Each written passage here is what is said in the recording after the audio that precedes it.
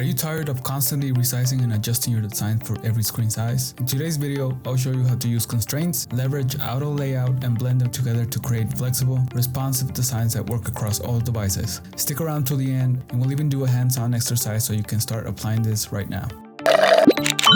By the end of this video, you'll learn how to use constraints in Figma, how auto layout simplifies responsive design, how to combine both for flexible, responsive UIs, how to use constraints in Figma. Let's start with constraints. Think of them as rules you set up to make your elements stay in the right position when you resize a frame. Constraints allow you to lock an element's position relative to its parent frame, whether it's sticking to the left, right, top, bottom, or scaling in proportion. For example, if you want a button to always stick to the bottom right of the frame, select the button, and in the right panel, set the constraints to bottom and right.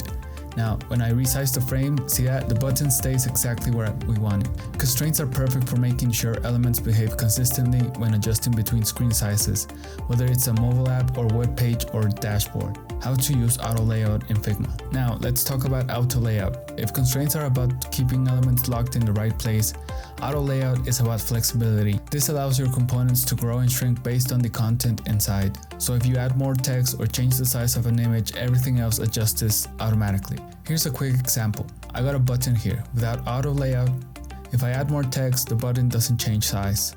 But with auto layout applied, the button expands to fit the text, and the padding stays consistent. No more manual resizing. You can apply auto layout to entire sections, like a card component or even full page layouts.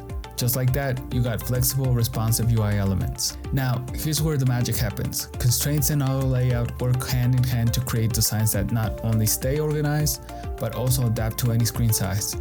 Let's put it together with a real-world example. Let's say we're designing a responsive card. We'll start by applying auto layout to this card. The text and button will resize automatically, keeping the padding perfect.